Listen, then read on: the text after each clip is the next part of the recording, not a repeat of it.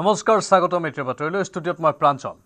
গুৱাহাটীৰ বান বিভীষিকাৰ মাজতে আজি ৮ ঘণ্টাৰ ভিতৰতে ৩টা মৃতদেহ উদ্ধাৰ কৰা হৈছে। মহানগৰীৰ শাওকুচি, জ্যোতিকুচি আৰু পামহিত উদ্ধাৰ এটাকৈ মৃতদেহ। পুৱাই শাওকুচিত বশিষ্ঠ নৈত এজন যুৱকৰ মৃতদেহ উদ্ধাৰ। বশিষ্ঠ নৈৰ সোঁতত উটি গৈ আছিল মৃতদেহটো। মৃতদেহ প্ৰত্যক্ষ কৰাৰ পিছতো আৰক্ষীয়ে উদ্ধাৰ নকৰিলে মৃতদেহ। আৰক্ষীৰ সন্মুখতে বন্ধুৱে উদ্ধাৰ কৰে আখতাৰৰ মৃতদেহ। দণ্ডাধীশ উপস্থিত হোৱাৰ বাবে অপেক্ষা কৰি আছিল আৰক্ষীৰ দলটো।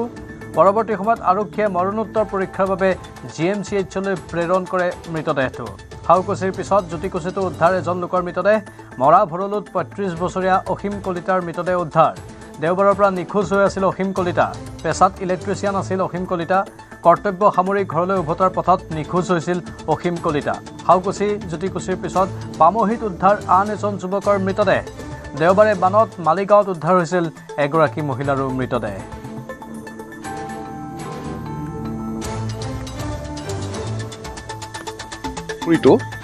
এটা প্ৰাইভেট প্ৰপাৰ্টি হয় আৰু ইয়াৰ লগত ডাঙৰ যিটো ড্ৰেইন সেইটো জড়িত হৈ আছে আৰু পানী যিহেতু উল্টাই মাৰিলে এই পুখুৰীলৈ, তেনেকৈ মানে ডেড বডিটো অহা যেন লাগিছে। প্ৰাথমিক তদন্তত কি পাইছে?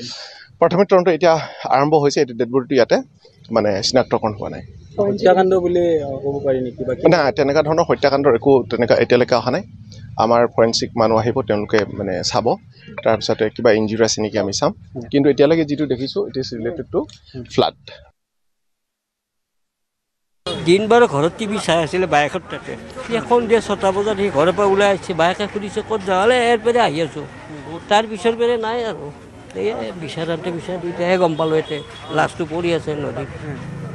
এইখিনিয়ে আৰু এতিয়া পষ্টমৰ্টমৰ পিছতহে গম পাওঁ।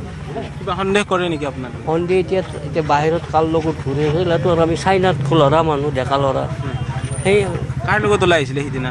সি আহাতে অকলে ওলাই আহে ঘৰৰ পৰা। নাই, দিন বাৰ ঘৰতে আছে। সন্ধিয়া 6টা বজাত বাইকে সুধিছে তই ক'ত যাকে কৈছে মই হাউচ পেটৰ পৰাই ঘূৰি আহোঁ। ল'ৰা মানুহ আৰু বান্ধি ৰাখিব নোৱাৰে, অলপ ফুৰা চাকা কৰিব, সেইটোৱে। বিহু চাম বুলি কৈছিলে নেকি? বিহু পালিটো আৰু সি কথাই নাই বিহু যাব, সেইটো কাৰণে সম্ভৱ ওলাই আহিব পাৰে। কোন আছিলে আপোনাৰ? আমাৰ লগৰ হয়। তাৰপিছত কি দেখি কিয় যাব লগা হ'ল আপুনি? মই যাব লগা হ'ল কাৰণ তাৰ পৰা লাছটো ভাই যাই আছে, কোনো উদ্ধাৰ কৰা নাই। সেইকাৰণে মই নিজে জাপ মাৰি দিছোঁ। কি নাম আপোনাৰ? জহিৰুল ইছলাম। আপোনাৰ লগৰ আছিলে? লগৰ। কি নাম আছিলে তাৰ? আখতাৰ আলী। চাই থাকিব নোৱাৰিলে আৰু? নোৱাৰিলোঁ আৰু লগৰ চলি, সেইকাৰণে জাপ মাৰি উঠাই দিলোঁ। দলঙৰ তলত ফাঁচি আছিল, ফাঁচি থকাতে আমি পুলিচক ক'লোঁ উঠাওঁ। পুলিচে কয় কিবা বোলে মেজিষ্ট্ৰেট আহিব, তাৰপিছত উঠাব। মেজিষ্ট্ৰেট কোৱাৰ কাৰণে আমি নুঠালোঁ। পিছত চাওঁ লাছটো ভাই যাই আছে। পিছত মই নিজে জাপ মাৰি গৈছোঁ, নামি যাই উঠাই লৈ আহিলোঁ। সাঁতুৰিব জানিছিলে আপুনি? জানিছোঁ, লাহে লাহে সেনেকৈ সাঁতুৰিছোঁ। সাঁতুৰি কিনে ধৰি উঠাই দিলোঁ আৰু লাছটো। লগৰ চলি হয় না, দেখা পাই বেয়া লাগি আছে। এয়া প্ৰভাত সিঙে দেখুৱাইছে এটা বিশেষ ঘৰ বা বিশেষ আপুনি ইয়াতে পৰ্যটনস্থলী বুলিও ক'ব পাৰে, কাৰণ এই ঘৰটোৱে আটক ধুনীয়াকৈ সজাইছে আৰু কাষত এটা নৈ বৈ গৈছে। নদী সদৃশ, ঠিক নৈ নহয় কিন্তু নৈ সদৃশ জলাশয়। এই জলাশয়ত উদ্ধাৰ হৈছে মৃতদেহটো। তাৰে পিছতে DCP আহি উপস্থিত হৈছে, ফৰেনচিকৰ দল আহি উপস্থিত হৈছে, গড়চুক আৰক্ষী উপস্থিত হৈছে। এই যি সতীৰ্থ প্ৰভাত সিঙে দেখুৱাইছে এটা প্ৰাকৃতিক পৰিৱেশত থকা এখন ঠিক ৰিজৰ্ট বুলি ক'ব পাৰি, কিন্তু ৰিজৰ্ট নহয়, ৰিজৰ্ট বনোৱা নাই। ৰিজৰ্ট সদৃশ এটা পৰিৱেশ, মনোমোহা পৰিৱেশ। এই পৰিৱেশৰ কাষত থকা যিটো জলাশয় আছে, জলাশয়তে মৃতদেহ উদ্ধাৰ হৈছে। আৰক্ষীৰ ফালৰ পৰা তেখেতসকলে কৈছে যে এই জলাশয়ত উদ্ধাৰ হোৱা মৃতদেহটো হত্যাকাণ্ড নহয়, এইটো বৈ আহিছে বুলি উল্লেখ কৰিছে। এতিয়া আমি DCP গৰাকী আছে, ACP গৰাকী আছে। যিহেতু DCPৰ অধীনতে আজি 3টা মৃতদেহ উদ্ধাৰ হৈছে পশ্চিম গুৱাহাটী জিলাৰ অধীনত। DCP বলিন দেউৰী ডাঙৰীক আমি দেখিছোঁ, লগতে গড়চুক আৰক্ষীৰ ভাৰপ্ৰাপ্ত বিষয়াগৰাকীক দেখিছোঁ। আজি 3টা ঘটনা আপোনাৰ অন্তৰত সংঘটিত হৈছে, গোটেইকেইটা ঘটনা যি অলপ সহিয়াই কয়। হয়, এই গোটেই ঘটনাখিনি যি 3টা মানে ডেড বডি পোৱা গৈছে, এই গোটেইখিনি মানে সেইদিনাখন যি বানপানী আহিলে, হঠাৎ অহা বানপানী, সেই বানপানীৰ লগত ৰিলেটেড হয়। এটা হৈছে এতিয়া আমি য'ত আছোঁ পামহি, ইয়াতে যিটো ডেড বডি পোৱা গৈছে, সেই যিটো পুখুৰী আছে লাচিত গড়ৰ কাষত, যিটো মানে নলাৰ নিচিনা আগৰ দিনৰ, তাৰ লগত এটা আউটলেট জড়িত হৈ আছে। সেই আউটলেটটো একদম ডাঙৰ এটা নলাৰ লগত লিংক হৈ আছে আৰু নলাটো যথেষ্ট ডাঙৰ আৰু বহুত দ।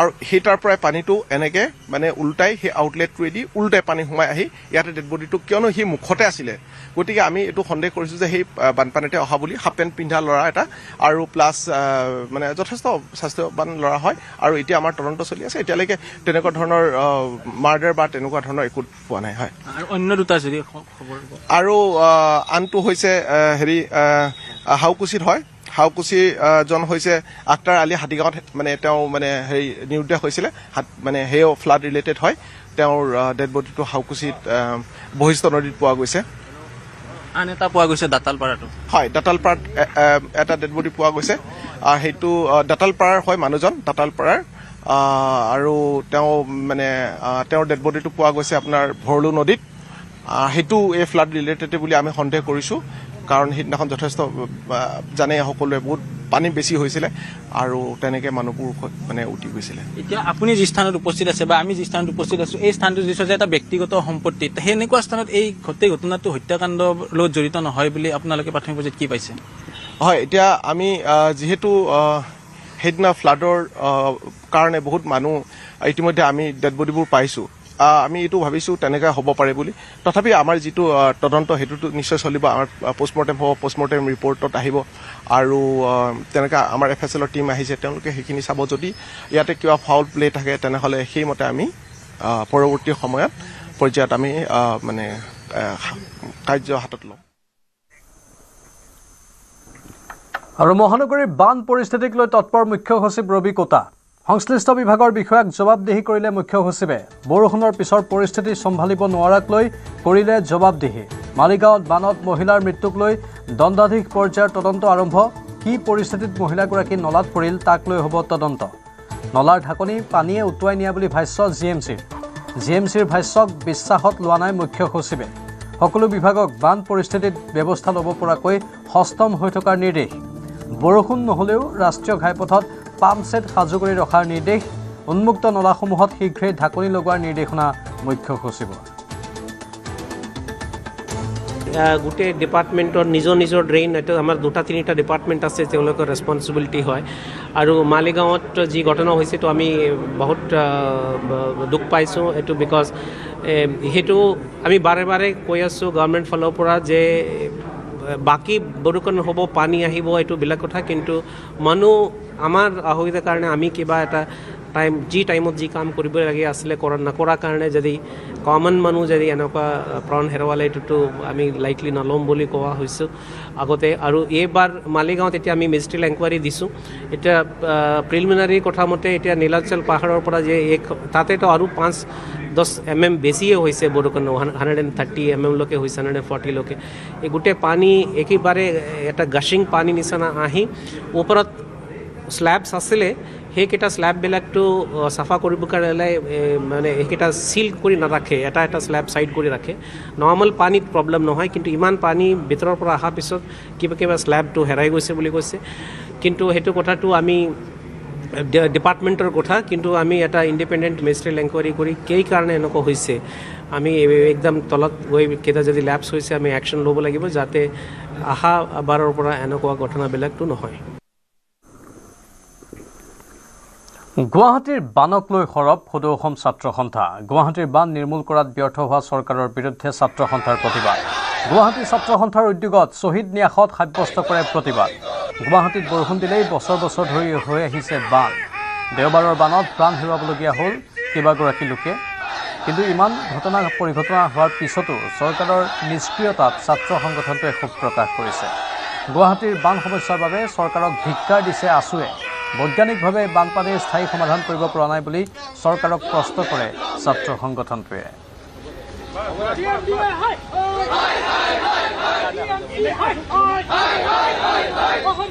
এজাক বৰষুণ হোৱাৰ লগে লগে গুৱাহাটীত কৃত্ৰিম বানপানী হয় এইটো হৈ আছে বছৰ ধৰি হৈ আছে পানীত নলাত উটি যাবলগীয়া হ'ল মানুহৰ জীৱন ধাৰণৰ দুৰ্বিষহ হৈ পৰিল আৰু এই গোটেই কথাটোৰ কাৰণে অসম চৰকাৰ চূড়ান্তভাৱে ব্যৰ্থ হৈছে আৰু অসম চৰকাৰ তাৰ লগে লগে সংশ্লিষ্ট সকলো কৰ্তৃপক্ষ চূড়ান্তভাৱে ব্যৰ্থ হৈছে আৰু অসম চৰকাৰ আৰু সকলো কৰ্তৃপক্ষৰ চূড়ান্ত ব্যৰ্থতাৰ বাবে গুৱাহাটী মহানগৰীৰ ৰাইজে এটা অবৰ্ণনীয় পৰিস্থিতিৰ সন্মুখীন হ'বলগীয়া হৈছে আৰু আজি সদৌ গুৱাহাটী ছাত্ৰ সন্থাই ইয়াত বিক্ষোভ প্ৰদৰ্শন কৰি ইয়াত প্ৰতিবাদ সাব্যস্ত কৰিছে, কিন্তু এইটো শেষ নহয়, এইটো আৰম্ভণিহে। আকৌ প্ৰতিবাদ চলি আছিল, প্ৰতিবাদ চলিছে আৰু প্ৰতিবাদ চলিব, কিয় আমাৰ সমস্যাটোৰ স্থায়ী সমাধান লাগে।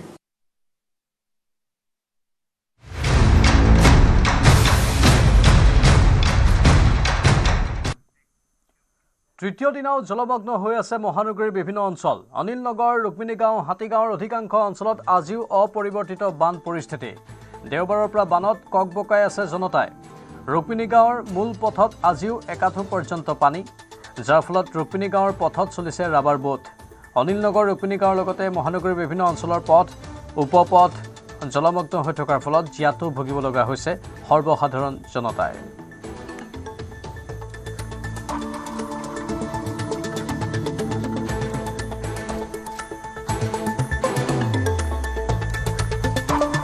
পানী অলপ কমিছে, কালিতো ইমান আছিল এক বুক। কালি কালি কালি আজি এতিয়া কিমান হৈছে? এতিয়া বৰ্তমান কমিছে, কঁকাল মান হৈছে। এক কঁকাল আছে। তাৰ পৰা আহি আছে এই পঢ়ি আছানে? স্কুল খানাপাৰা আদৰ্শ প্ৰাথমিক বিদ্যালয়। এতিয়া স্কুল যাব পৰা নাই পানীৰ কাৰণে। নাই কোন ক্লাছত তুমি? 5ত। পানীৰ কাৰণে স্কুল বন্ধ দিছে নে নাই? নাই দিয়া। দিয়া নাই। স্কুল তোমাৰ বন্ধ, তুমি ছুটি ল'বলগীয়া হৈছে, যাব পৰা নাই। পানী সোনকালে যাব লাগিব স্কুললৈ। হয়। অসুবিধা হৈছে নে নাই? হা? অসুবিধা হৈছে নে নাই পানী হোৱাৰ কাৰণে? হৈছে। এই বিভাগকেইটাৰ নাম হৈছে গুৱাহাটী পপীয়া নিগম, আৰু এটা বিভাগ আছে সেইটো হৈছে আপোনাৰ কি কয় এইটোক PWD বুলি যোনটো কয়, লোক নিৰ্যাতন বিভাগ। তাৰপিছত এটা আছে GMDA, যোনটোক অসমীয়াত আমি কওঁ এই কি বুলি কয় গুৱাহাটী অধঃপতন দপ্তৰ। তাৰপিছত তেওঁলোকক কণ্ট্ৰল কৰিবলৈ আৰু এটা বিভাগ আছে, সেইটো হৈছে department of housing and urban affairs, চমুকে ধদুৱা নে দহুৱা বুলি কয়। এইকেইটা বিভাগৰ ওপৰত নিৰ্ভৰ কৰি যদি আমি ভাবোঁ যে গুৱাহাটীৰ বানপানীৰ সমস্যাৰ সমাধান হ'ব, তেতিয়াহ'লে একদম ভুল ভাবা হৈছে। আৰু এই গোটেইকেইটা বিভাগক আমি ধন্যবাদ জনাইছোঁ যে তেওঁলোকে বছৰি বছৰি এফুট ডেৰ ফুটকৈ পানী ইয়াত আমাক বহাব পৰা কৰি ব্যৱস্থাটো কৰি দিছে, আৰু খুব ধুনীয়াকৈ এটা নাও চলাব পৰা কৰি দিছে। চ' তেওঁলোকক আমি একদম নথৈ আনন্দিত হৈ আমাৰ অন্তৰৰ পৰা আমি একদম তেওঁলোকক কৃতজ্ঞতা জ্ঞাপন কৰিছোঁ। তেওঁলোকে ইয়াতে গুৱাহাটীবাসীক বিনামূলীয়াকৈ নৌকা বিহাৰ কৰিব পৰা সুবিধা কৰি দিছে। তাতকৈ আৰু বেছি আৰু এই চৰকাৰখনৰ এই বিভাগকেইটাৰ পৰা আমি কি বাৰু আশা কৰিব পাৰোঁ? পানীৰ বটল দুটামান দিয়াকৈ সাহায্য দিয়া বুলি নকয় হা। আৰু যোনটো আপোনালোকে কৈছে উন্নয়নৰ ঢাক ঢোল বজোৱা, এই ফ্লাইঅভাৰ বনোৱা, আপোনাৰ এটা সাধাৰণ কথা দেই, ৰুক্মিণীগাঁৱত কোনোদিনটো পানী নহৈছিলে, বিগত 5 বছৰ 6 বছৰৰ পৰা পানী হোৱা আৰম্ভ কৰিলোঁ। আমি প্ৰতিটো বিভাগত গৈ দৰখাস্ত দি হাইৰাণ হৈ গ'লোঁ। তেওঁলোকে উপায় উলিয়ালে কি, ইয়াত এখন 130 কোটি টকাৰে 9 মাহত নিৰ্মাণ কৰি উলিওৱা এখন ফ্লাইঅভাৰটো তেওঁলোকে উপায় ল'লে।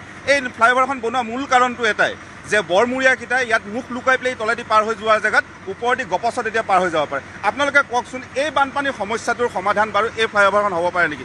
বানপানী হ'লে এই ফ্লাইঅভাৰখনৰ ওপৰত গোটেই যান জঁট হৈ পেলাই ৰাস্তা বন্ধ হৈ পৰি থাকে, ৰাতি মানুহে ফ্লাইঅভাৰখনৰ ওপৰত হয়। আমি কওঁ যে এখন ফ্লাইঅভাৰ বনোৱা নাই, এখন আচলতে এখন আশ্ৰয় শিবিৰ বনাইছে আমাৰ কাৰণে।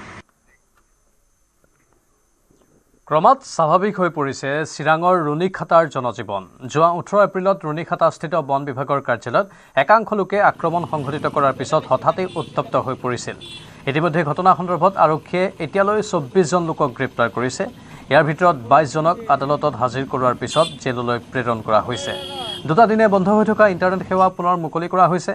বন বিভাগৰ কাৰ্যালয়ত আক্ৰমণৰ ঘটনাৰ তদন্তৰ বাবে দণ্ডাধীশ পৰ্যায়ৰ তদন্ত ঘোষণা কৰা হৈছে।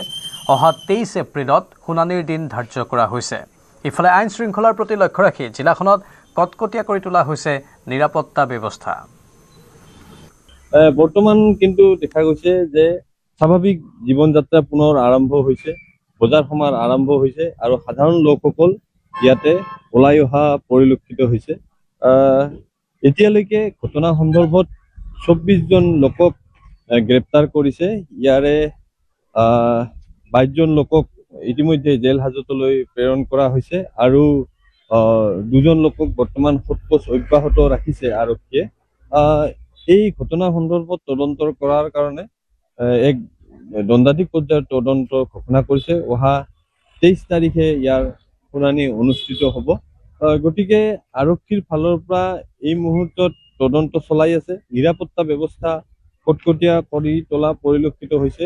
বিগত সময়ত কেইবাদিন ধৰি এই ৰুণিখাটা বজাৰখনত সাধাৰণ লোক ওলাই অহা নাছিল যদিও আজি দেখা গৈছে যে দিনৰ ভাগত লোকসকল ইয়াতে ওলাই আহিছে আৰু স্বাভাৱিকতে তেওঁলোকৰ বজাৰ সমাৰ কৰা পৰিলক্ষিত হৈছে আৰু 18 তাৰিখৰ যি ঘটনা ইয়াৰ পিছতে এক আতংকপূৰ্ণ পৰিস্থিতি সৃষ্টি হৈছিলে আৰু এই কেইবাদিন ধৰি সাধাৰণ ৰাইজে আতংকৰ মাজত থাকে যদিও আজি স্বাভাৱিকভাৱে সাধাৰণ ৰাইজ ওলাই অহা দেখা গৈছে আৰু আমি জানিব পাৰিছো যে এতিয়ালৈকে কেইবাজনো অভিযুক্ত বৰ্তমান পলাতক হৈ আছে আৰু তেওঁলোকৰ সন্ধানত আৰক্ষীয়ে বৰ্তমান অভিযান চলাই আছে কিন্তু এতিয়ালৈকে কিন্তু যিসকল লোক বিচৰাধীন হৈ আছে বহু কেইগৰাকীও এতিয়াও আৰক্ষীৰ হাতত জালত পৰা নাই আৰু এই সন্ধান চলাই থকা নেতাসকলৰ ভিতৰত ছাত্ৰ সংগঠনৰ কেইবাগৰাকী নেতা থকা বুলি আমি জানিব পাৰিছো গতিকে পৰৱৰ্তী সময়ত হয়তো নামসমূহ পোহৰলৈ আহিব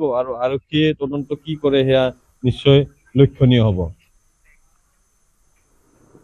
মেঘালয়ৰ মাউলিত ভয়ংকৰ ভূমিস্খলন পাহাৰ খননৰ সময়তে শ্বিলং ডাউকি পথত ভয়ংকৰ ভূমিস্খলনত প্ৰাণ গ'ল 2জনৰ পথত চলন্ত বাহনৰ ওপৰত খহি পৰিল পাহাৰৰ প্ৰকাণ্ড শিল ৰাজপথত চলন্ত অৱস্থাতেই বলেৰো ভানৰ ওপৰত পাহাৰৰ প্ৰকাণ্ড শিল খহি পৰাত আবদ্ধ হৈ পৰিছিল চালকসহ 2জন পৰৱৰ্তী সময়ত আৰক্ষী প্ৰশাসনৰ লোক উপস্থিত হৈ উদ্ধাৰ কৰে মৃতদেহ দুটা ভয়ংকৰ ভূমিস্খলনত ভাঙি চুৰমাৰ হৈছে বলেৰো ভানখন ভূমিস্খলনত নিহত হোৱা লোক 2জনৰ ঘৰ পিৰ্ণুচলাৰ ওচৰৰ লুম ৱাহনাই শ্বিলঙত বজাৰ কৰি ঘৰলৈ উভতাৰ পথতেই সংঘটিত হয় এই শোকাবহ ঘটনাটো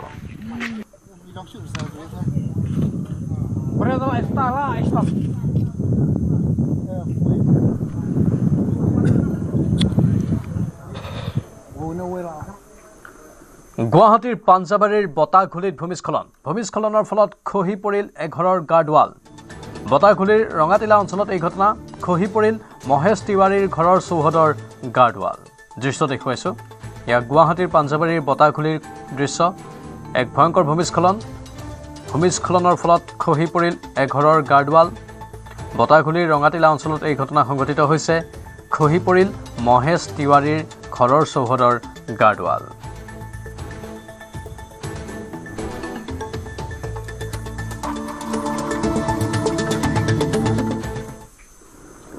দক্ষিণ কামৰূপৰ ছয়গাঁৱত বিহুৰ আনন্দৰ মাজতেই শোকাবহ ঘটনা বিহুৰ অনুষ্ঠান চলি থকা অৱস্থাতেই গছৰ ডাল ভাঙি প্ৰাণ গ'ল 20 বছৰীয়া এজন যুৱকৰ ছয়গাঁৱৰ পাঁচগুমিত বিহু চাবলৈ আহি মৃত্যু সাৱটিলে জামবাৰীৰ ভাস্কৰ কলিতাই বিহুৰ অনুষ্ঠান উপভোগ কৰি থকা অৱস্থাতেই হঠাৎ অহা প্ৰচণ্ড ধুমুহাত ভাস্কৰ কলিতাৰ গাৰ ওপৰতেই পৰে গছৰ প্ৰকাণ্ড ডাল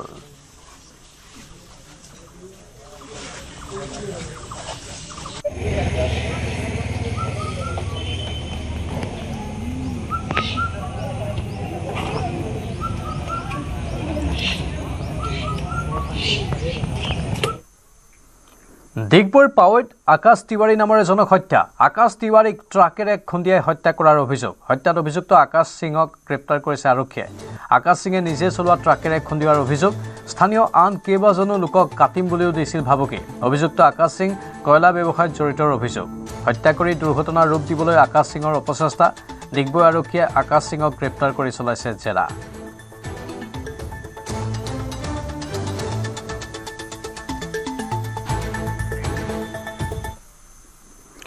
পুনৰ বিতৰ্কত ভিক্টৰ দাস কামৰূপৰ দদৰাৰ 2জন লোকৰ ঘৰত চলালে ট্ৰাক ষ্টাম্পেৰে 2জন লোকৰ ঘৰৰ সামগ্ৰী কৰিলে দণ্ডভণ্ড ভুক্তভোগী লোক 2জনৰ নাম মহেশ দাস পাঠক আৰু জোন দাস ষ্টাম্পেৰে ভাঙিলে জোন দাসৰ ঘৰৰ খিৰিকী আৰু গেট মহেশ দাস পাঠকৰ পোহনীয়া কুকুৰকো প্ৰহাৰৰ অভিযোগ ঘটনা সন্দৰ্ভত দদৰা থানাত এজাহাৰ 2 ভুক্তভোগীৰ সোধপোছৰ বাবে ভিক্টৰ দাসক আটক কৰে আৰক্ষীয়ে পূৰ্বেও 2জনৰ ঘৰত ভিক্টৰে ট্ৰাক চলোৱাৰ অভিযোগ সঘনাই 2জনৰ ঘৰলৈ গৈ দাবী ধমকি দি থকাৰো অভিযোগ উঠিছে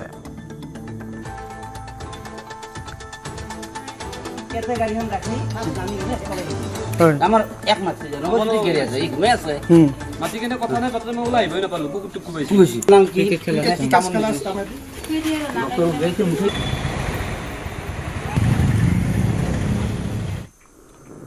ভূমি বিবাদক কেন্দ্ৰ কৰি হাজোৰ খুপনিকুছিত উত্তপ্ত পৰিস্থিতি এটা পৰিয়ালৰে মহিলাসহ 5জনক আক্ৰমণ 7জনীয়া দুৰ্বৃত্তই জ্বলাই দিলে পৰিয়ালটোৰ এটা বাসগৃহ এমাহ পূৰ্বে ভূমি বিবাদক লৈ পৰিয়ালটোৱে তৰিছিল এজাহাৰ দিয়াৰ বাবেই পৰিয়ালটোক আক্ৰমণ চলোৱাৰ অভিযোগ হাসমত আলী আৰু কিসমত আলী নামৰ 2জনৰ সৈতে হৈছিল সংঘাত ভূমিক কেন্দ্ৰ কৰি পৰিয়ালটোৰ চালাম আলিৰে সংঘাত হৈছিল দুয়োৰে আৰু তাৰ পাছতে পৰিয়ালটোৱে দুয়োৰে বিৰুদ্ধে তৰিছিল এজাহাৰ তৰাৰ পাছতো আৰক্ষীয়ে ব্যৱস্থা গ্ৰহণ নকৰাৰ অভিযোগ এজাহাৰ উঠাই ল'বলৈ পৰিয়ালটোক হেঁচা দিছিল দুৰ্বৃত্তই এজাহাৰ উঠাই নোলোৱাৰ বাবেই পৰিয়ালটোৰ ওপৰত এই আক্ৰমণ সংঘটিত কৰে বুলি উল্লেখ কৰা হৈছে এই ঘটনাৰ পাছতেই আহত লোকসকলক ভৰ্তি কৰোৱা হয় হস্পিটেলত পুনৰ হাজো থানাত 7জনীয়া দুৰ্বৃত্তৰ বিৰুদ্ধে এজাহাৰ তৰে পৰিয়ালটোৱে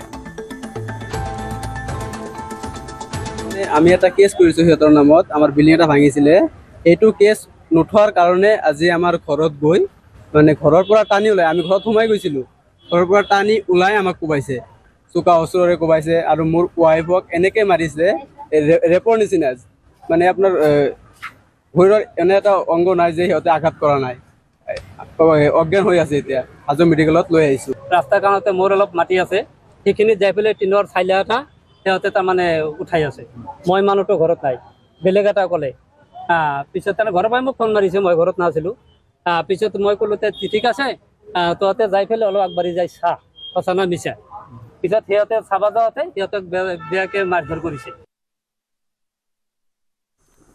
শোণিতপুৰত সিন্ধি খান্দি চুৰি কাৰ্য সংঘটিত কৰিলে গভাইত চোৰে ঠেলামৰাৰ 1 নম্বৰ উলুবাৰীত যোৱা নিশা সংঘটিত হয় এই চুৰি কাৰ্য সিন্ধি খন্দা চোৰে লুটি নিলে নগদ 70,000 টকা গাঁওখনৰ কাছুমালি নামৰ লোকজনৰ ঘৰত ঘটে এই চুৰি কাৰ্য লোকজনে এটা গোটৰ পৰা ঋণ লৈছিল ধনখিনি পিতৃৰ চিকিৎসাৰ বাবে আত্মসহায়ক গোটৰ পৰা ঋণ লৈছিল লোকজনে এই ঘটনাৰ সন্দৰ্ভত দাখিল কৰা হৈছে এজাহাৰ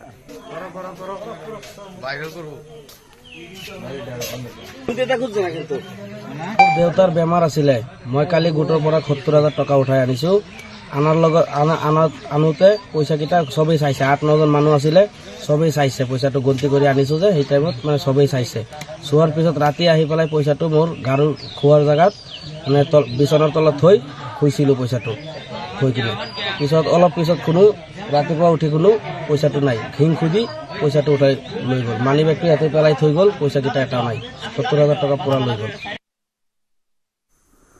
পশ্চিমবংগৰ নিৰ্বাচনলৈ মাজত দুটা দিন 23 এপ্ৰিলত ৰাজ্যখনত অনুষ্ঠিত হ'ব প্ৰথম পৰ্যায়ৰ ভোটগ্ৰহণ 29 এপ্ৰিলত ৰাজ্যখনত দ্বিতীয় পৰ্যায়ৰ ভোটগ্ৰহণ নিৰ্বাচনী প্ৰচাৰ তুংগত থকাৰ মাজতেই ৰাজ্যত নিৰ্বাচন আয়োগৰ কঠোৰ পদক্ষেপ পশ্চিমবংগৰ নিৰ্বাচনত সুৰাৰ প্ৰচলনৰ ক্ষেত্ৰত কঠোৰ নিৰ্বাচন আয়োগ সুৰা বিক্ৰীৰ ওপৰত কঠোৰ নিষেধাজ্ঞা জাৰি নিৰ্বাচন আয়োগৰ শান্তিপূৰ্ণ ভোটদান নিশ্চিত কৰাৰ লক্ষ্যৰে সোমবাৰৰ বিয়লিৰ পৰাই নিৰ্বাচন অনুষ্ঠিত হ'ব লগা এলেকাসমূহত ড্ৰাই ডে হিচাপে ঘোষণা কৰা হৈছে 23 এপ্ৰিল বৃহস্পতিবাৰে অনুষ্ঠিত হ'বলগীয়া প্ৰথম পৰ্যায়ৰ ভোটগ্ৰহণৰ প্ৰাক মুহূৰ্তত ইতিমধ্যে সুৰাৰ বিপণীসমূহ বন্ধ কৰাৰ নিৰ্দেশ দিয়া হৈছে নিৰ্বাচনী আয়োগৰ নিৰ্দেশ অনুসৰি ভোটগ্ৰহণ আৰম্ভ হোৱাৰ 48 ঘণ্টা পূৰ্বৰ পৰাই সুৰাৰ বিপণীসমূহ বন্ধ ৰাখিব লাগে ভোটগ্ৰহণ প্ৰক্ৰিয়া সম্পূৰ্ণ নোহোৱালৈকে এই নিষেধাজ্ঞা বাহাল থাকিব নিৰ্বাচিত এলেকাৰ সকলো সুৰাৰ দোকান বাৰ আৰু হোটেলত সুৰা বিক্ৰী বন্ধ থাকিব দ্বিতীয় পৰ্যায়ৰ নিৰ্বাচনৰ বাবে 26 এপ্ৰিল দেওবাৰৰ সন্ধিয়াৰ পৰাই ৰাজ্যখনত বন্ধ থাকিব সুৰাৰ বিক্ৰী 29 এপ্ৰিলত ভোটগ্ৰহণ সম্পূৰ্ণ নোহোৱা পৰ্যন্ত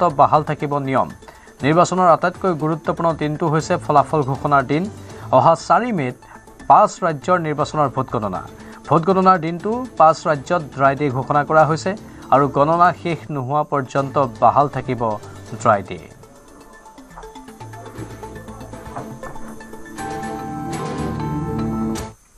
আৰু ইয়াৰ মাজতে পশ্চিমবংগত অসমৰ মুখ্যমন্ত্ৰী হিমন্ত বিশ্ব শৰ্মাৰ ধাৰাবাহিক নিৰ্বাচনী প্ৰচাৰ আজি বংগৰ 3 সমষ্টিত মুখ্যমন্ত্ৰী হিমন্ত বিশ্ব শৰ্মাৰ বিজয় সংকল্প সভা আৰু নিৰ্বাচনী ৰেলী ভগৱানপুৰ বিধানসভা সমষ্টি আৰু বিষ্ণুপুৰ বিধানসভা সমষ্টিৰ নিৰ্বাচনী ৰেলীত ভাগ লোৱাৰ পিছত বলৰামপুৰ বিধানসভা সমষ্টিত বিজয় সংকল্প সভাত ভাগ ল'ব অসমৰ মুখ্যমন্ত্ৰীগৰাকীয়ে মানুষেৰ গণতান্ত্ৰিক ব্যবস্থাকে ধ্বংস কৰেছে আৰু বহু খবৰ আছে জনাম বিৰতিৰ পাছত अक्कर बक्कर बम्बे बो ঘৰত কোনটো টিএমটি লগাইছে माइथन स्टील আপোনাৰ ওপৰত ট্ৰাষ্ট কৰিব পাৰি ओके ষ্ট্ৰং মানে মাইথান ষ্টীল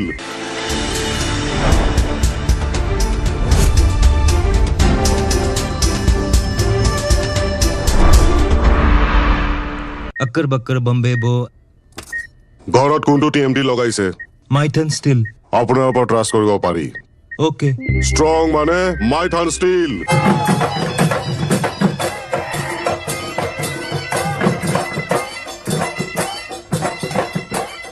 সাত বিহুৰ অন্তিম দিনত ৰাজ্যত ৰঙালীৰ উৎসাহ।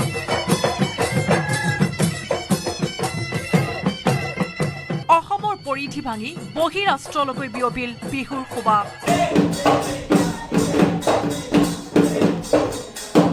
আজি সাত বিহুৰ অন্তিম দিন। সাতোটা দিন ৰং ৰহস্যৰ মাজেৰে পাৰ কৰি আজি অসমীয়াই পালিছে চেৰা বিহু।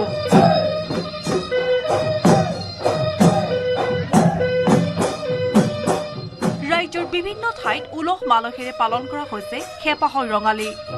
কেৱল অসমতে নহয়, সীমাৰ পৰিধি ভাঙি বহিৰাষ্ট্ৰলৈ গতি কৰিলে ৰঙালী পাৰ ভঙা উৎসাহ।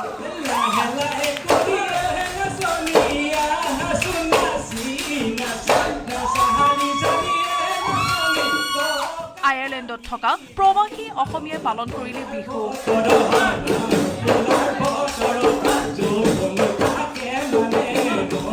ডাবলিনত আছাম ছ'চাইটি অৱ আয়াৰলেণ্ডে অষ্টমবাৰলৈ পালন কৰিলে ৰঙালী বিহু।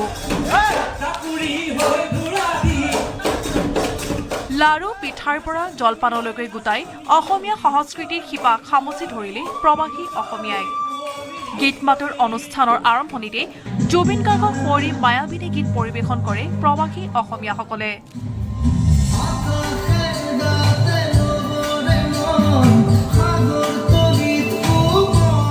বোকাখাতত দেওবাৰে নিশা अक्कर बक्कर बम्बे बो ঘৰত কোনটো টিএমটি লগাইছে? माइथन स्टील আপোনাৰ ওপৰত ট্ৰাষ্ট কৰিব পাৰি। ओके ষ্ট্ৰং মানে মাইথান ষ্টীল। কি ঘটিল আজিৰ দিনটো?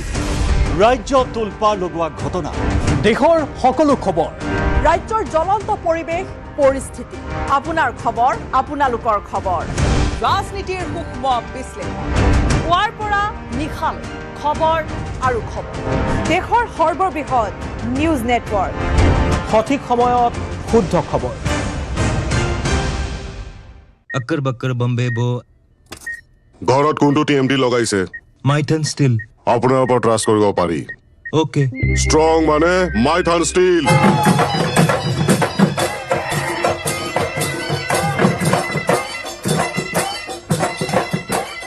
সাত বিহুৰ অন্তিম দিনত ৰাজ্যত ৰঙালীৰ উৎসাহ।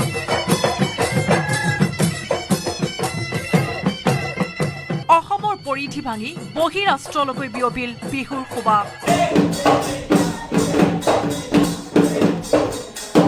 আজি সাত বিহুৰ অন্তিম দিন। সাতোটা দিন ৰং ৰহস্যৰ মাজেৰে পাৰ কৰি আজি অসমীয়াই পালিছে চেৰা বিহু।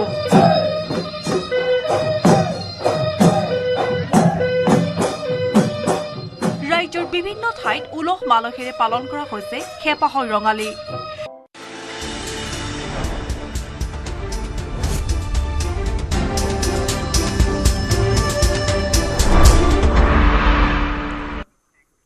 স্বাগতম। ইতিহাস বিজড়িত বকুৰ সুঁৱৰি উৎসৱে গৰকিলে 114 বৰ্ষ। সুঁৱৰি উপলক্ষে সোমবাৰে লোকাৰণ্য হৈ পৰিল বকু। সুঁৱৰি বাকৰিত সমবেত হ'ল লক্ষাধিক ৰাইজ। মহা ধুমধামেৰে 6 বহাগৰ দিনা বকুত উদযাপিত হয় বকু আঞ্চলিক সুঁৱৰি উৎসৱ। এইবাৰ বকুত সুঁৱৰি উপলক্ষে ব্যতিক্ৰমী দৃশ্য দেখিবলৈ পোৱা গ'ল। বকু সুঁৱৰি উৎসৱস্থলীত অনুষ্ঠিত হ'ল হস্তি যুঁজ। হস্তি যুঁজ চাবলৈ ভিৰ কৰিলে সহস্ৰাধিক ৰাইজে। ইয়াৰ উপৰিও দক্ষিণ কামৰূপৰ স্বকীয় কৃষ্টি, পাৰবাঁহ, ভানা ঘোঁৰা নৃত্যৰ উপৰিও মুকলি আকাশৰ তলত প্ৰদৰ্শিত হ'ল বিহু হুঁচৰি, বাগৰুম্বা, বাগেজাৰী আদি জনগোষ্ঠীয় নৃত্য।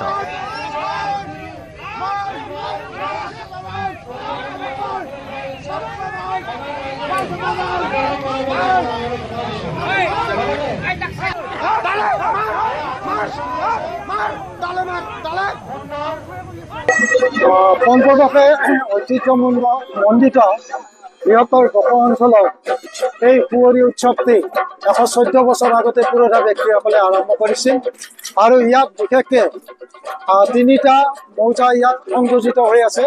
বকো মৌজা পৰিষদ, বকো 1 নং খাৰিজাৰাই, বকো 2 নং খাৰিজাৰাই আৰু পূৰ্বৰে পৰা পুৰোধা ব্যক্তিসকলে এই অনুষ্ঠান বৃহত্তৰ বকো অঞ্চলৰ জাতি বৰ্ণ নিৰ্বিশেষে ইয়াত মহামিলনৰ তীৰ্থ হিচাপে আজিৰ এই 6 বহাগত প্ৰত্যেক বছৰেই এই অনুষ্ঠানখন পালন কৰা হৈছে। মণিপুৰৰ থৌবালত উত্তপ্ত পৰিস্থিতি। মণিপুৰৰ মুখ্যমন্ত্ৰী ৱাই খেমচান সিঙৰ বিৰুদ্ধে প্ৰতিবাদ। ৱাংজিং টেকচাম লেইকাইৰ সমীপত প্ৰতিবাদকাৰীয়ে সভাস্থলীত প্ৰৱেশ বন্ধ কৰাৰ চেষ্টা কৰাত সংঘাতৰ সৃষ্টি হয়। উত্তপ্ত পৰিস্থিতি নিয়ন্ত্ৰণ কৰিবলৈ নিৰাপত্তা বাহিনীয়ে কন্দুৱা গেছ আৰু শূন্যলৈ গুলীচালনা কৰিবলৈ সক্ষম হয়। এই ঘটনাত কেইবাজনো লোক আহত হোৱাৰ লগতে এজনৰ অৱস্থা সংকটজনক বুলি জানিব পৰা হৈছে। উত্তেজিত পৰিস্থিতিৰ মাজতে মুখ্যমন্ত্ৰীয়ে কটকটীয়া নিৰাপত্তাৰ মাজেৰে এটা ব্লক উন্নয়ন কাৰ্যালয় উদ্বোধন কৰে।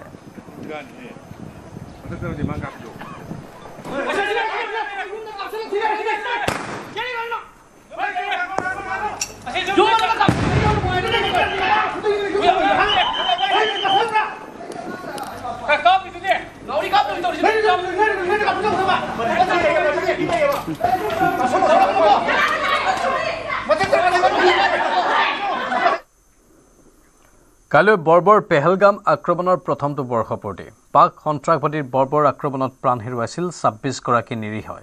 কিন্তু সন্ত্ৰাসবাদীৰ নৃশংসতাৰ পিছতো পেহেলগামত পৰ্যটকৰ ব্যাপক ভিৰ। পেহেলগামৰ প্ৰাকৃতিক সৌন্দৰ্যই হাত বাউলি মাতিছে পৰ্যটকক। অৱশ্যে তাৰ মাজতে পেহেলগাম কাণ্ডৰ বৰ্ষপূৰ্তিৰ প্ৰাক্ষণত উচুপি উঠিছে ভুক্তভোগী পৰিয়াল। বিগত বৰ্ষৰ সেই ক'লা দিনটোৰ ভয়াৱহ ঘটনাৰ কথা ৰোমন্থন কৰি কান্দি উঠিলে সন্ত্ৰাসবাদী আক্ৰমণত নিহতৰ আত্মীয়ই।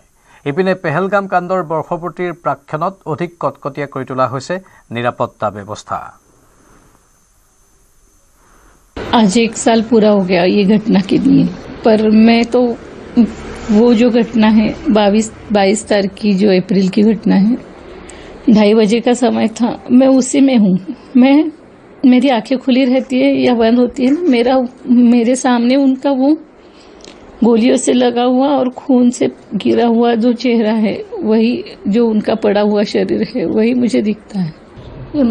मैं ही नहीं, मेरे परिवार वाले, मेरी बेटी और वो जो 26 फैमिलीज हैं जिनके घर में से एक सदस्य उस घटना के लिए गया, वो 26 फैमिली भी ये घटना कभी भी नहीं भूल सकते। एक तो वो यानी कि अगर उनके दिमागी हालत खराब हो गई या फिर स्मृति भ्रंश हो गया तो ही वो ये भूल सकते, वरना तो मैं नहीं जानती। मैं मेरे मरते दम तक ये घटना मैं भूलूंगी नहीं और मैं भूलना भी नहीं चाहती। पहलगाम में हम मौजूद है जहां पर मार्टियर्स मेमोरियल तामीर किया गया है, वहां पर मौजूद है। ये मार्टियर्स मेमोरियल बाइसरन में जो शहीद हुए थे टूरिस्ट, जिन्हें टेररिस्ट्स ने अटैक किया था, उनको शहीद किया गया था, उनकी याद में यहाँ पर ये मार्टियर्स मेमोरियल तामीर किया गया है। और इस मार्टियर्स मेमोरियल पर अक्सर टूरिस्ट आते हैं, इन शहीदों को याद करते हैं, इन्हें श्रद्धांजलि पेश करते हैं। मुल्क के मुख्तलिफ रियासतों से, मुख्तलिफ स्टेट से यहाँ पर टूरिस्ट आते हैं, क्योंकि ये जो मार्टियर्स मेमोरियल है, बाइसरन मार्टियर्स मेमोरियल, ये बिल्कुल पहलगाम की एंट्रेंस पर बनाया गया है, जहाँ पर सेल्फी पॉइंट है, यहाँ पर बनाया गया है। और क्लियरली इस पर उन 26 लोगों के नाम, जो 26 लोग बाइसरन आतंकी हमले में शहीद हुए थे, उनके नाम यहाँ पर लिखे गए हैं। यहाँ पर आप देखिए, टूरिस्ट आते हैं, उन शहीदों को याद करते हैं, उन्हें श्रद्धांजलि पेश करते हैं। भैया, आपका नाम जानना चाहेंगे? किशोर गजिया, कहाँ से आप? लोनावला। तो मार्टियर्स मेमोरियल पर आप मौजूद हैं, नाम भी पढ़ा, क्या कहेंगे?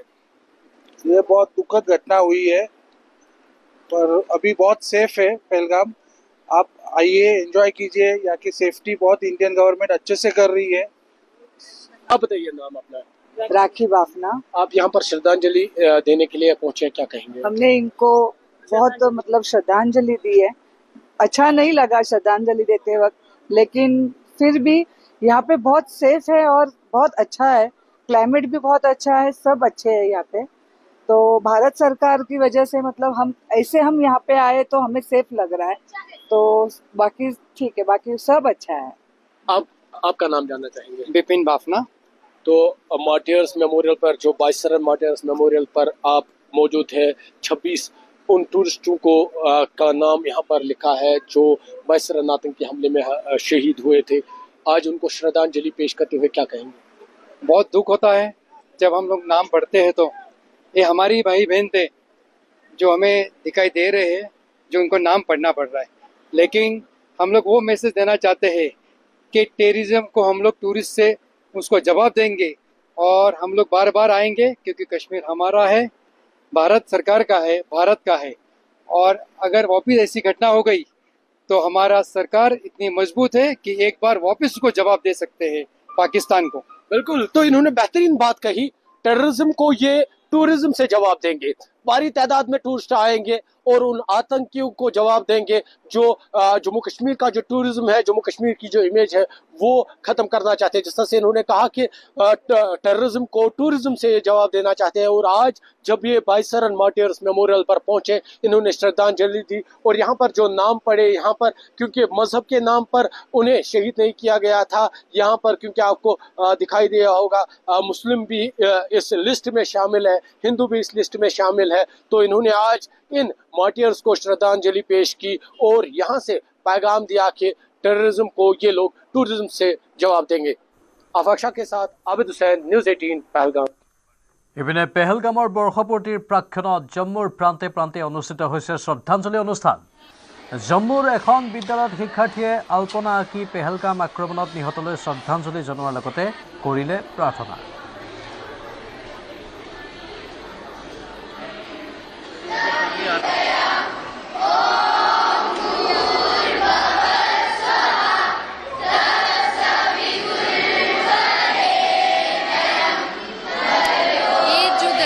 हादसा हुआ, इसे कोई भी नहीं भुला सकता। इसलिए हम हर साल कोशिश करेंगे इस साल की तरह कि उन लोगों की जिनकी मौत हुई है इस हादसे में, उनको श्रद्धांजलि दें, उनके लिए प्रार्थनाएं करें, उनके लिए दुआएं करें कि उनकी आत्माओं को शांति मिले। पिछले साल आतंकवादियों ने पहलगाम में आने वाले टूरिस्ट को अपना निशाना बनाया था और आज हम उनकी आत्मा की शांति के लिए यहाँ पे उनको श्रद्धांजलि दे रहे हैं। हमें पहलगाम अटैक को पूरा 1 साल हो गया है। तो जो टूरिस्ट मारे गए थे, 26 आतंकवादियों ने जो 26 टूरिस्ट मारे गए थे, आज हम उनकी आत्मा की शांति के लिए यहाँ स्पेशल प्रेयर कर रहे हैं और हम चाहते हैं कि उनकी आत्माओं को अच्छे से शांति मिले और जो हमारे साथ हुआ है ये बहुत गलत हुआ है। গুৱাহাটী মহানগৰীত ব্যাপক হাৰত চলি আছে এস্কৰ্ট ছাৰ্ভিচ। গুৱাহাটীত পঢ়িবলৈ অহা যুৱতীক টাৰ্গেট এস্কৰ্ট ছাৰ্ভিচ চলোৱা এটা চক্ৰৰ। বহু যুৱতীক লৈ এস্কৰ্ট ছাৰ্ভিচ চলোৱা এটা চক্ৰক গ্ৰেপ্তাৰ মহানগৰ আৰক্ষীৰ। ধৃত 3 অভিযুক্ত ক্ৰমে অভিৰঞ্জন দাস, প্ৰিয়ংকা ৰায় আৰু মীনাক্ষী ৰায়। প্ৰথমে OLXৰ জৰিয়তে চাকৰিৰ অফাৰ দিয়ে যুৱতীক আৰু পৰৱৰ্তী সময়ত শাৰীৰিক মানসিকভাৱে যুৱতীক নিৰ্যাতন চলায় চক্ৰটোৱে। প্ৰিয়ংকা ৰায় মূল অভিযুক্ত অভিৰঞ্জন দাসৰ প্ৰেমিকা। পত্নী আৰু প্ৰেমিকাই জালত পেলায় যুৱতীসকলক আৰু লগায় অসৎ কাৰ্যত। মীনাক্ষী ৰায় বুলি অভিযুক্ত অভিৰঞ্জন দাসৰ পত্নী আৰু চাইবাৰ থানাত 7/26 নম্বৰৰ এক গোচৰৰ ভিত্তিত অভিযান চলাই দিছপুৰৰ পৰা গ্ৰেপ্তাৰ কৰে মূল মাষ্টাৰ মাইণ্ড অভিৰঞ্জন দাসসহ 3 অভিযুক্ত। হোৱাটছএপ যোগে যোগাযোগ কৰে অভিৰঞ্জন দাসে। এগৰাকী ভুক্তভোগী যুৱতীৰ বাবেই পোহৰলৈ আহিল এই ভয়ংকৰ কাণ্ড।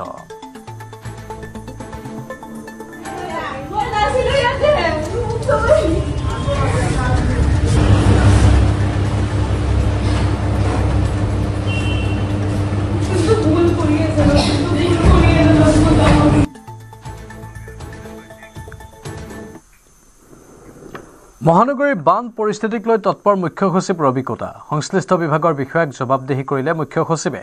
বৰষুণৰ পিছৰ পৰিস্থিতি চম্ভালিব নোৱাৰাক লৈ কৰিলে জবাবদিহি। মালিগাঁৱত বানত মহিলাৰ মৃত্যুক লৈ দণ্ডাধীশ পৰ্যায়ৰ তদন্ত আৰম্ভ হৈছে। কি পৰিস্থিতিত মহিলাগৰাকী নলাত পৰিল তাক লৈ হ'ব তদন্ত।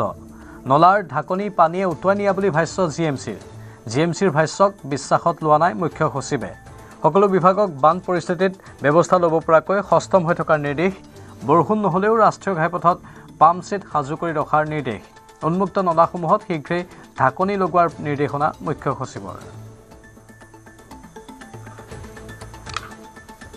গোটেই ডিপাৰ্টমেণ্টৰ নিজৰ ড্ৰেইন, এইটো আমাৰ 2-3টা ডিপাৰ্টমেণ্ট আছে, তেওঁলোকৰ ৰেছপনচিবিলিটি হয়।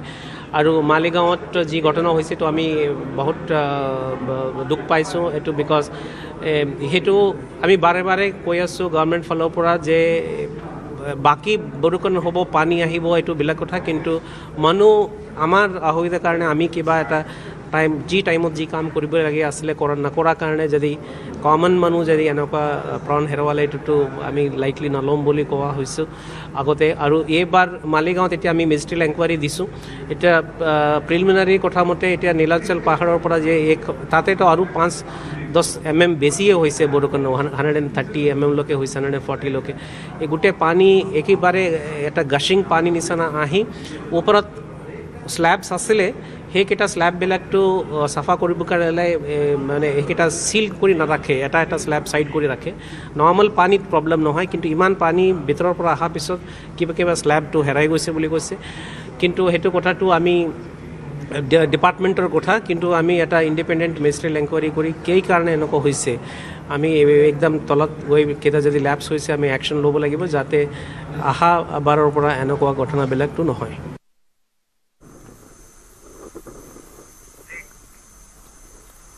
এবাৰ সোণাৰীত আজব ঘটনা, মৃত বুলি সৎকাৰ কৰা যুৱক জীৱিত হৈ উভতি আহিল ঘৰলৈ। ঘটনাৰ পাছতে অঞ্চলটোত সৃষ্টি হৈছে তীব্ৰ চাঞ্চল্য। চৰাইদেউ জিলা চিকিৎসালয়ৰ মৰ্গত থকা অভিভাৱকহীন এটা মৃতদেহ দেওবাৰে আৰক্ষীয়ে চমজাই দিছিল পৰিয়ালক। সোণাৰী নগৰৰ 12 নম্বৰ ৱাৰ্ডৰ বাসিন্দা বিজয় কৰ্মীৰ মৃতদেহ বুলি আৰক্ষীয়ে চমজাই দিছিল পৰিয়ালক। মৃতদেহটো ককায়েক বিনোদ কৰ্মীয়ে গাঁৱৰ ৰাইজৰ সহযোগত নীতি নিয়ম অনুসৰি সেইদিনাই সৎকাৰ কৰে। কিন্তু ৰহস্যজনকভাৱে সৎকাৰৰ 24 ঘণ্টাৰ পাছতে বিজয় কৰ্মী নামৰ লোকজন সুশৰীৰে উপস্থিত হয় ঘৰত। বিজয় কৰ্মীৰ চিকিৎসাধীন অৱস্থাতেই মৃত্যু হোৱা বুলি আৰক্ষীয়ে চমজাই দিছিল পৰিয়ালটোক। সৎকাৰ কৰা মৃতদেহটো কাৰ এতিয়াও ৰহস্যৰ আৱৰ্তত আছে।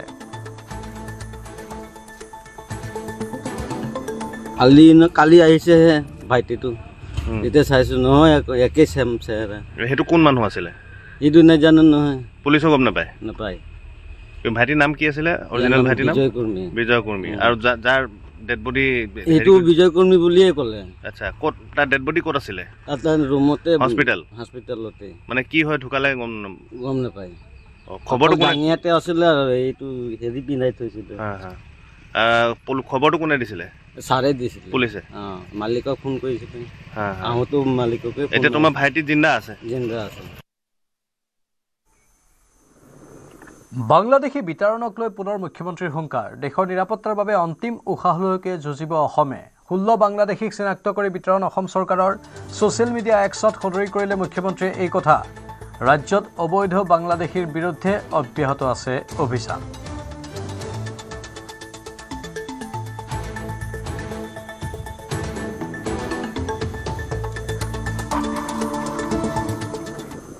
ইৰাণ আৰু আমেৰিকাৰ মাজত দ্বিতীয়লানি শান্তি আলোচনা। পাকিস্তানৰ মধ্যস্থতাত ইছলামাবাদত অনুষ্ঠিত হ'ব এই শান্তি আলোচনা। মঙলবাৰে পুৱা পাকিস্তানৰ ইছলামাবাদত উপস্থিত হোৱাৰ সম্ভাৱনা। আমেৰিকাৰ উপ ৰাষ্ট্ৰপতি জে.ডি. ভান্স, আমেৰিকাৰ আন কেইবাগৰাকীও উচ্চপদস্থ বিষয়াই আলোচনাত অংশ ল'ব। ইৰাণৰ তৰফৰ পৰাও এক শক্তিশালী প্ৰতিনিধি দল ইছলামাবাদত উপস্থিত হোৱাৰ সম্ভাৱনা। বৰ্তমান বলবৎ হৈ থকা যুদ্ধবিৰতিৰ ম্যাদ উকলি যোৱাৰ পূৰ্বেই এই আলোচনা সফল কৰিবলৈ চেষ্টা দুই পক্ষৰ।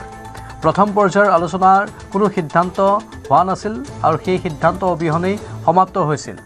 সেয়েহে উপ ৰাষ্ট্ৰপতি পৰ্যায়ৰ এই দ্বিতীয়লানি বৈঠকত আন্তঃৰাষ্ট্ৰীয় পৰ্যায়ত অতি গুৰুত্বপূৰ্ণ বুলি গণ্য কৰা হৈছে। সমগ্ৰ বিশ্বই এতিয়া ইছলামাবাদৰ এই শান্তি আলোচনাৰ ফলাফললৈ অপেক্ষা কৰি আছে।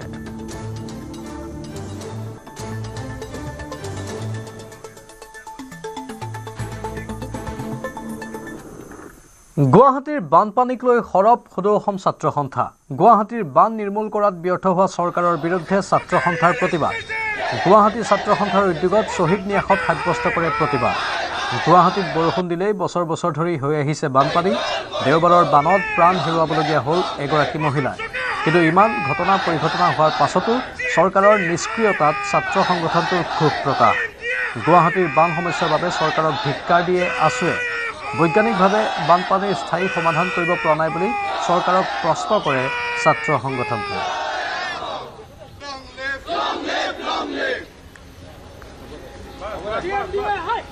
এজাক বৰষুণ হোৱাৰ লগে লগে গুৱাহাটীত কৃত্ৰিম বানপানী হয়। এইটো হৈ আছে, বছৰ বছৰ ধৰি হৈ আছে। পানীত নলাত উটি যাবলগীয়া হ'ল, মানুহৰ জীৱন ধাৰণৰ দুৰ্বিষহ হৈ পৰিল। আৰু এই গোটেই কথাটোৰ কাৰণে অসম চৰকাৰ চূড়ান্তভাৱে ব্যৰ্থ হৈছে। আৰু অসম চৰকাৰ তাৰ লগে লগে সংশ্লিষ্ট সকলো কৰ্তৃপক্ষ চূড়ান্তভাৱে ব্যৰ্থ হৈছে। আৰু অসম চৰকাৰ আৰু সকলো কৰ্তৃপক্ষৰ চূড়ান্ত ব্যৰ্থতাৰ বাবে গুৱাহাটী মহানগৰীৰ ৰাইজে এটা অবৰ্ণনীয় পৰিস্থিতিৰ সন্মুখীন হ'বলগীয়া হৈছে। আৰু আজি সদৌ গুৱাহাটী ছাত্ৰ সন্থাই ইয়াত বিক্ষোভ প্ৰদৰ্শন কৰি ইয়াত প্ৰতিবাদ সাব্যস্ত কৰিছে। কিন্তু এইটো শেষ নহয়, এইটো আৰম্ভণিহে। আকৌ প্ৰতিবাদ চলি আছিল, প্ৰতিবাদ চলিছে আৰু প্ৰতিবাদ চলিব। কিয়? আমাৰ সমস্যাটোৰ স্থায়ী সমাধান লাগে। অত্যধিক ড্ৰাগছ সেৱনৰ ফলত 25 বছৰীয়া যুৱকৰ মৃত্যু। গোলাঘাটৰ বেঙেৰাখোৱা খেজুৰতলীত এই ঘটনা। ঘৰৰ বাথৰুমত ড্ৰাগছ সেৱন কৰিছিল বিকাশ নেওগে। মাহ মাহ ধৰি নিচামুক্তি কেন্দ্ৰত ৰখা হৈছিল যুৱকজনক। এদিন পূৰ্বে যুৱকজনক অনা হৈছিল নিচামুক্তি কেন্দ্ৰৰ পৰা। অচেতন অৱস্থাত যুৱকজনক চিকিৎসালয়ত ভৰ্তি কৰোৱা হৈছিল, কিন্তু চিকিৎসকে মৃত ঘোষণা কৰে।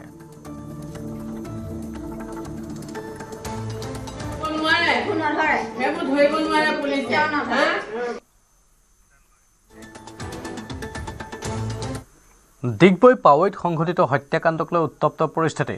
চিনেমাৰ কায়দাৰে ট্ৰাকেৰে খুন্দিয়াই হত্যা কৰে আকাশ তিৱাৰীক। তিনিচুকীয়াৰ পৰা মৃতদেহ মৰণোত্তৰ পৰীক্ষা কৰি অনাৰ পিছত ৰাষ্ট্ৰীয় ঘাইপথ অৱৰোধ কৰি প্ৰতিবাদ সাব্যস্ত কৰে স্থানীয় লোকে। ৰাষ্ট্ৰীয় ঘাইপথৰ কাষতে থকা হত্যাকাৰী আকাশ সিঙৰ ঘৰ ঘেৰাও কৰি উত্তাল প্ৰতিবাদ সাব্যস্ত কৰে। ৰাষ্ট্ৰীয় ঘাইপথত উত্তেজিত লোকে জ্বলাই দিলে দুখনকৈ বাহন। উল্লেখযোগ্য যে ডিগবৈৰ পাৱৈত আকাশ তিৱাৰী নামৰ এজনক হত্যা কৰা হৈছিল। হত্যাত অভিযুক্ত আকাশ সিঙক ইতিমধ্যে আৰক্ষীয়ে গ্ৰেপ্তাৰ কৰিছে। আকাশ সিঙে নিজে চলোৱা ট্ৰাকেৰে খুন্দিওৱাৰ অভিযোগ উঠিছে। স্থানীয় আন কেইবাজনো লোকক কাটিম বুলিও আকাশ সিঙে ভাবুকি দিয়াৰ অভিযোগ আছে। অভিযুক্ত আকাশ সিং কয়লা ব্যৱসায়ত জড়িত। হত্যা কৰি দুৰ্ঘটনাৰ ৰূপ দিবলৈ আকাশ সিঙে অপচেষ্টা কৰা বুলিও স্থানীয় লোকসকলে অভিযোগ উত্থাপন কৰিছে। ডিগবৈ আৰক্ষীয়ে আকাশ সিঙক গ্ৰেপ্তাৰ কৰে, কিন্তু তাৰ মাজতেই এনেধৰণৰ প্ৰতিবাদৰ ৰূপ দেখিবলৈ পোৱা গ'ল। হত্যাক লৈ ডিগবৈত উত্তপ্ত পৰিস্থিতি। ইতিমধ্যে আমি জনাইছোঁ ডিগবৈৰ পাৱৈৰ এই হত্যাকাণ্ড অতি চাঞ্চল্যকৰ আৰু ভয়ংকৰ। চিনেমাৰ কায়দাৰে ট্ৰাকেৰে খুন্দিয়াই হত্যা কৰে আকাশ তিৱাৰীক। এই অভিযোগ উত্থাপন কৰিছে স্থানীয় লোকসকলে। তিনিচুকীয়াৰ পৰা মৃতদেহ মৰণোত্তৰ পৰীক্ষা কৰি অনাৰ পিছতেই ৰাষ্ট্ৰীয় ঘাইপথ অৱৰোধ কৰি প্ৰতিবাদ সাব্যস্ত কৰিলে স্থানীয় লোকসকলে। সেই সময়ৰ দৃশ্য দেখুৱাইছোঁ। এয়া স্থানীয় লোকসকলৰ উত্তাল ৰূপ। তেওঁলোকে প্ৰতিবাদী কাৰ্যসূচী ৰূপায়ণ কৰে। এই সমগ্ৰ ঘটনাৰ উচিত ন্যায় তেওঁলোকে দাবী কৰিছে। ৰাষ্ট্ৰীয় ঘাইপথৰ কাষতে থকা হত্যাকাৰী আকাশ সিঙৰ ঘৰ ঘেৰাও কৰি উত্তাল প্ৰতিবাদ সাব্যস্ত কৰে স্থানীয় লোকসকলে। আৰু ৰাষ্ট্ৰীয় ঘাইপথত উত্তেজিত লোকে জ্বলাই দিলে দুখনকৈ বাহন।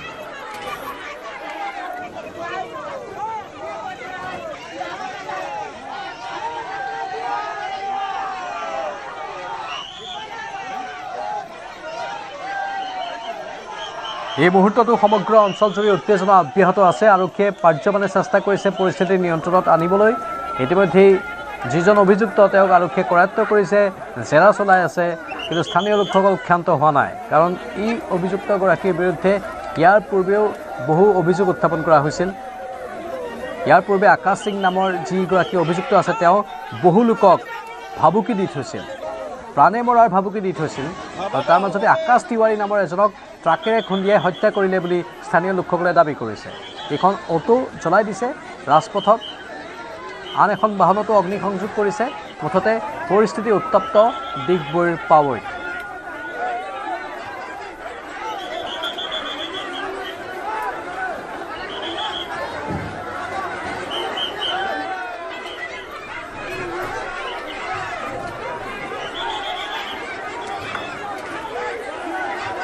ৰণচণ্ডী ৰূপ ধাৰণ কৰিছে স্থানীয় লোকসকলে।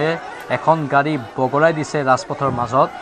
এইখন এখন অটোভান, আৰু সেইখন বগৰাই তাত অগ্নিসংযোগ কৰি দিলে স্থানীয় ক্ষুব্ধ লোকসকলে।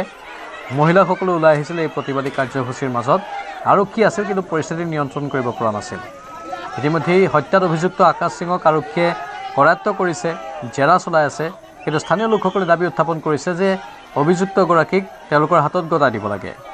অৱশ্যে আৰক্ষীয়ে পৰিস্থিতি নিয়ন্ত্ৰণ কৰিবলৈ অধিক বেটেলিয়ন তাত নিয়োগ কৰাৰ কথাও চিন্তা কৰি আছে।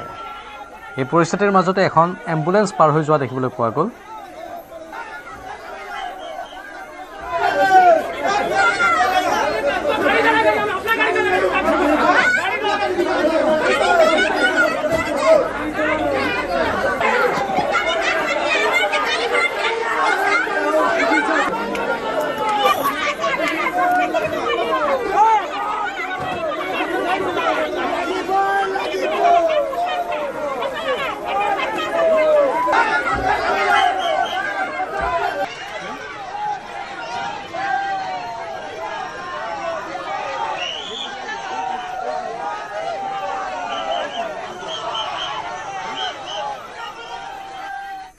পৰম্পৰাগত খেল ধেমালিৰে মুখৰিত হৈ উঠিল বকুত অনুষ্ঠিত 114 বছৰীয়া সুঁৱৰী উৎসৱ। জনগোষ্ঠীয় কৃষ্টি সংস্কৃতিৰে সমৃদ্ধ উৎসৱস্থলীত সমবেত হ'ল হাজাৰ হাজাৰ লোক। মুকলি আকাশৰ তলত প্ৰদৰ্শিত হ'ল বিহু হুঁচৰি, বাগৰুম্বা, বগেজাৰী আদি জনগোষ্ঠীয় নৃত্য।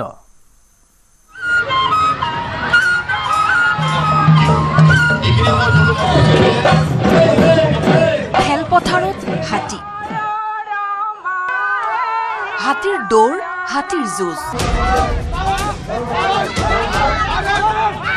অনুষ্ঠিত হৈছে ঘোঁৰা দৌৰ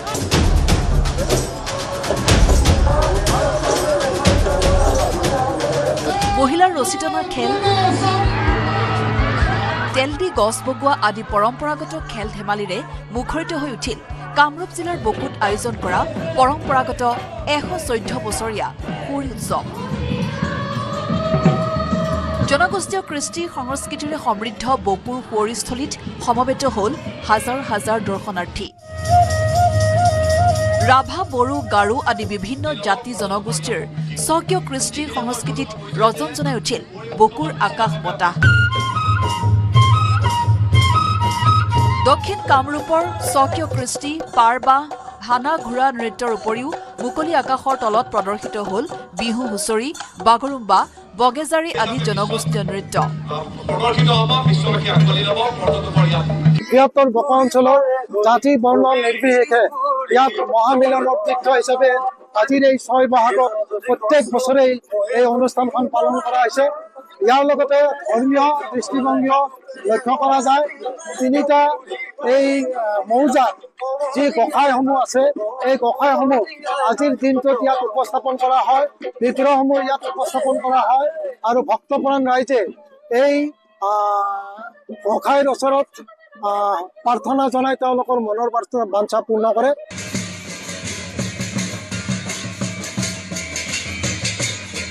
ৰঙালী বিহুৰ চেৰা বিহুৰ সৈতে সংগতি ৰাখি বাক্সাৰ ঐতিহ্যমণ্ডিত শ্ৰী শ্ৰী কুজিদেউৰ দেৱালয়ত উলহ মালহেৰে উদযাপন কৰা হয় পাৰতোলা উৎসৱ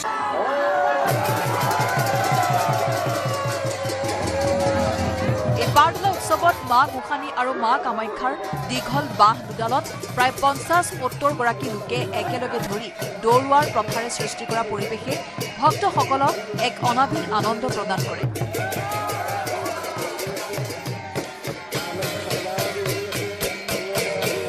176 বছৰ হল দেৱালয়ক এই সংগতি ৰাখি আমাৰ পাৰতলা এই মহা উৎসৱটো চলি আছে এইটো আমাৰ বহাগৰ 6 তাৰিখে হয় আৰু বহাগৰ 6 তাৰিখে আমি এটা কাৰ্যসূচী লওঁ এইটো প্ৰথম কাৰ্যসূচীত আমাৰ এটা ধৰ্মৰ ধ্বজ আমি উৰুৱাইছোঁ এটা সকলোৱে যে বিশ্ব শান্তিৰ কাৰণে সকলোৱে যে ভালে ভালে থাকে এইটোক এটা আশা কৰিব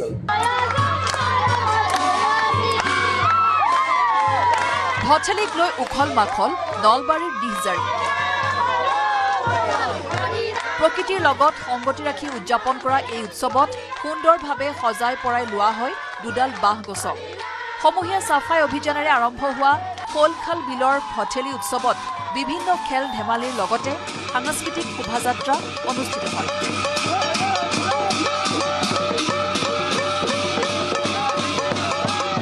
আনহাতে ৰঙালী বিহু উপলক্ষে পৰম্পৰাগত খেল ধেমালিৰ লগতে ঠায়ে ঠায়ে অনুষ্ঠিত হৈছে মুকলি বিহু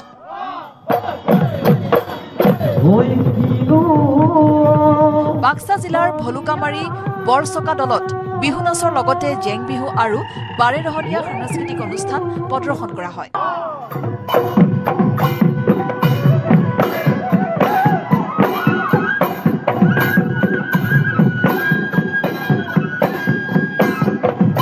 ঢিঙৰ পটাবাৰী বদুচা ক্লাবৰ খেলপথাৰত 4 দিনীয়াকৈ অনুষ্ঠিত ৰংজালি বৈশাগুৰ আজি অনুষ্ঠিত হয় মুকলি বিহু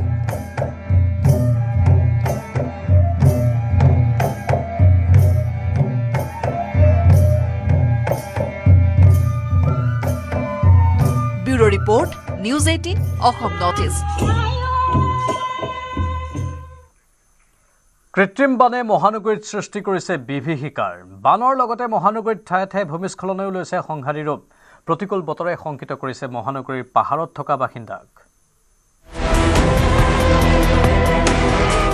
ধাৰাসাৰ বৰষুণে বিপদ মাতিছে পাহাৰবাসীলৈ মহানগৰীত ইটোৰ পিছত সিটো ভূমিস্খলন এইবাৰ পাঞ্জাবাৰীত খহি পৰিল গাৰ্ডৱাল খহি বিস্তৰ ক্ষতি এটা বাসগৃহৰ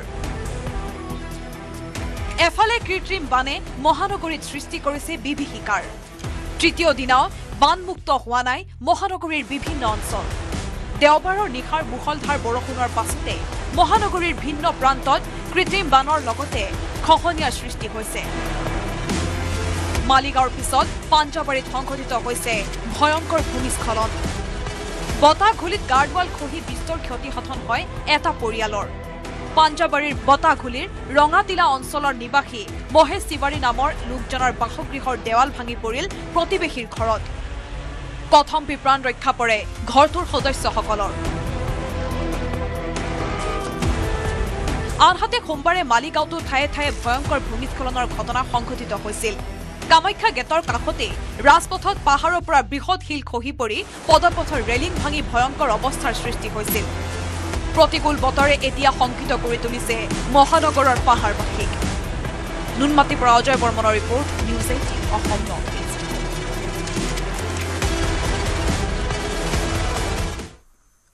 সময় হৈছে এতিয়া বাতৰিৰ পৰা বিদায় লোৱাৰ। নমস্কাৰ।